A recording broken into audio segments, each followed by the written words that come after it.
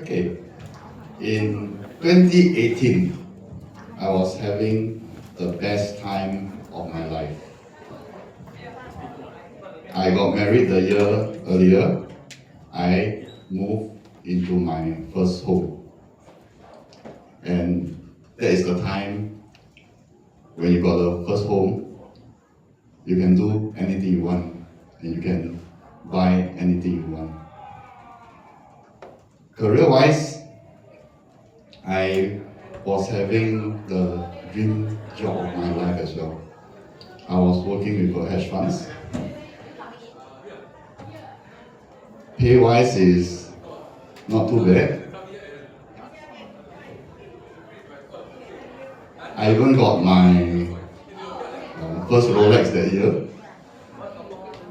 and I thought everything was going fine, and I got everything planned out.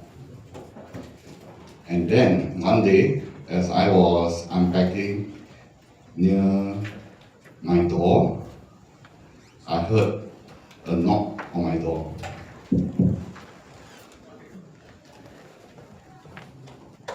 When I opened the door, my father was standing right in front of my doorstep.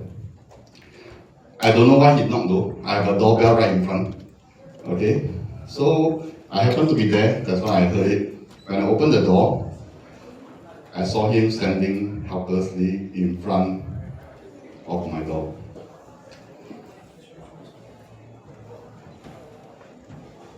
And to let you understand the context, he is a very traditional man. Okay? And if we were to have a conversation, okay, it will be me going to him because he's the elder, not the other way around. And for him to be standing right in front of my door, I know something is wrong. I invited him in and we sat down, we have a conversation. In his hands, he was holding a fresh set of audited accounts. He came straight from the auditor's office. I can still feel the heat from the printer on that on the stack of documents. And I was flipping. He made a 1.25 million loss that previous year. And to make it worse, the bank cut $1 million of the company's trade facilities. Working capital was drying up, and he really has no idea what to do, where to go. Then he knocked on my door.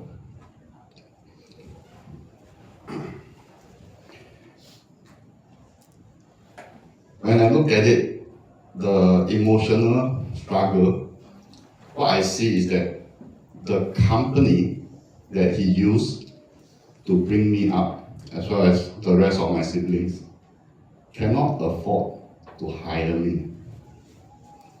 And right now, I'm torn between two emotions, two responsibilities.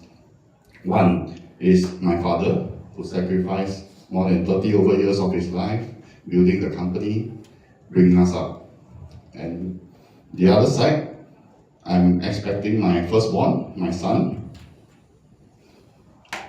And all along I want to be a very responsible father, to be able to give him the best I could afford. So I have a choice to make. So if it was you all, how would you all choose? I kept quiet. I told him, I go back and rest. After that, I made a call. I said, I decided, because I can't walk away from my dad, and yet I can't reverse the the decision of having a firstborn on the way, right? So I decided I help him for free, okay? During my free time, during my night time, during my weekends, when I have the time. So, ironically, okay, on my training desk, I'm being trained to cut my loss early and let my profit run. That's how natural behavior I'm being trained to do so in my professional scope of work. And then, I'm looking at him. What do you think I should tell him? Just closer, right? But for me, if Huiji was a stock, I can sell it off easily. But at that moment, it is not. It is my father's life work. So I decided to patch up the broken rice bowl. Every time I patch up one hole, another hole appeared. And I patch up the other hole, one more appeared. Right? So it was a daunting task. During this period of time, I kept asking myself one question, is that, am I just delaying the inevitable? And is it even worthwhile saving it?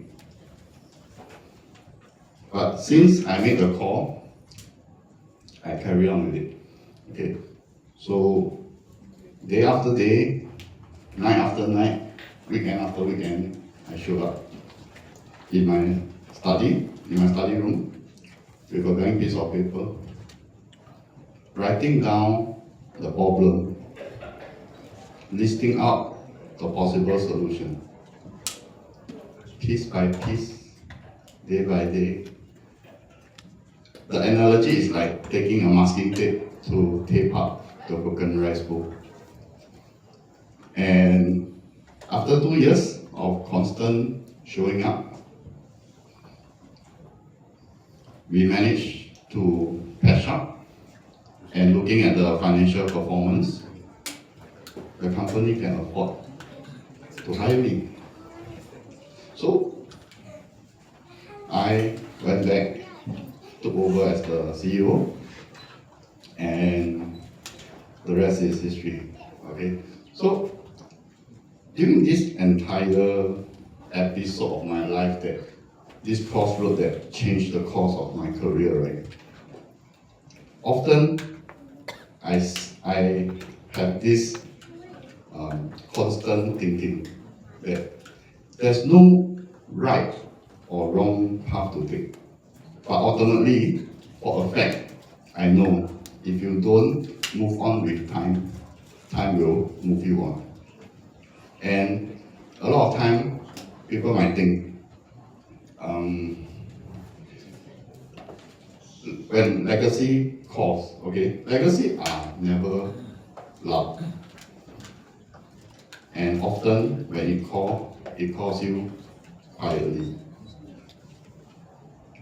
And when the time comes, when legacy calls, I hope everyone in the room have the courage to answer. Thank you.